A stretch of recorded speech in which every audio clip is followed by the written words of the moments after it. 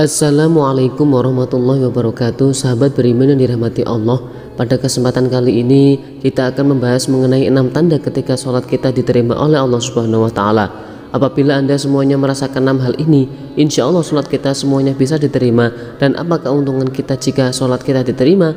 Saya mengatakan sangat banyak, mulai dari rasa tentram dalam diri, terkabulnya segala doa, kelancaran segala urusan duniawi, dan yang paling penting adalah kenikmatan ketika di akhirat nanti tentunya. Kita juga tahu bahwa yang akan dihisab pertama kali pada akhirat nanti adalah amal ibadah kita, sebagaimana yang disabdakan oleh Rasulullah SAW.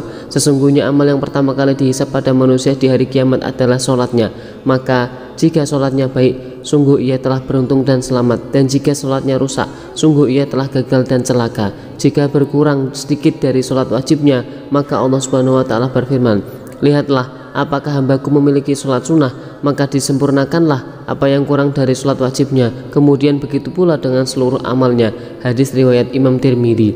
Dari hadis di atas dapat disimpulkan bahwa pada hari kiamat nanti kita akan diminta pertanggungjawaban oleh Allah Subhanahu wa Ta'ala tentang ibadah sholat kita, karena yang pertama kali dihisab adalah tentang ibadah sholat kita. Untuk itu kita sebagai orang Islam yang beriman, hendaknya kita berusaha menjaga ibadah sholat dengan sebaik-baiknya dan sesempurna-sempurnanya, sehingga sholat yang kita lakukan bisa diterima oleh Allah Subhanahu wa Ta'ala. Ibadah sholat yaitu merupakan salah satu urusan hamba dengan Sang Khalik. Diterima atau tidaknya sholat seseorang hanya Allah lah yang mengetahuinya, akan tetapi bisa diketahui dari ciri-cirinya atau tanda-tandanya, sebagaimana dalam hadis qudsi yang diriwayatkan oleh Imam Al-Bazar dari sahabat Abdullah bin Wahid Al-Harani.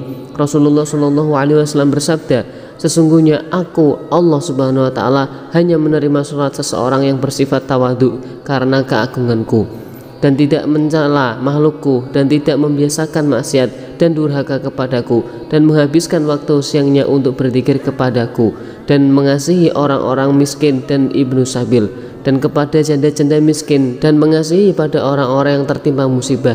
Dari hadis qudsi ini dapat disimpulkan bahwa orang yang diterima sholatnya oleh Allah Subhanahu wa Ta'ala memiliki ciri-ciri atau tanda-tanda. Yang pertama adalah sikapnya akan selalu tawadhu karena keagungan Allah, rendah hati terhadap sesama dan tidak sombong, selalu mengagungkan kebesaran Allah, patuh terhadap segala aturan-aturan yang ditetapkan oleh Allah Subhanahu wa Ta'ala, dan mudah bersyukur di setiap saat meski diterpa cobaan yang berat sekalipun, karena orang-orang yang bertawadhu mengetahui bahwa cobaan dan solusi datangnya hanya dari Allah Subhanahu wa Ta'ala, dan termasuk satu paket yang sudah Allah Subhanahu wa Ta'ala sediakan untuk kita. Jadi kita tidak perlu khawatir apabila sedang mengalami masalah. Mintalah solusi hanya kepada Allah Subhanahu wa Ta'ala melalui apa dan siapa yang dikehendakinya.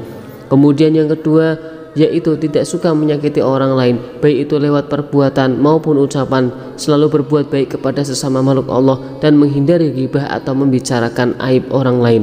Yang ketiga adalah selalu berhati-hati dan menjauhi diri dari semua perbuatan maksiat, takut melanggar syariat agama, dan takut berbuat zalim kepada orang lain.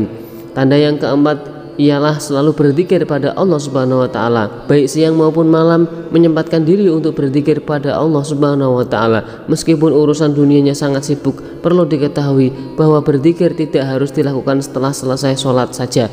Bahkan dalam rutinitas pekerjaan pun kita bisa berzikir. Jadi tidak salah menafsirkan bahwa berzikir harus dilakukan setelah selesai sholat, tapi bisa dilakukan kapan saja dan di mana saja. Tanda yang kelima yaitu mempunyai jiwa belas kasih terhadap orang-orang fakir, orang-orang miskin dan ibnu sabil, janda-janda miskin, dan kepada orang-orang yang membutuhkan pertolongan.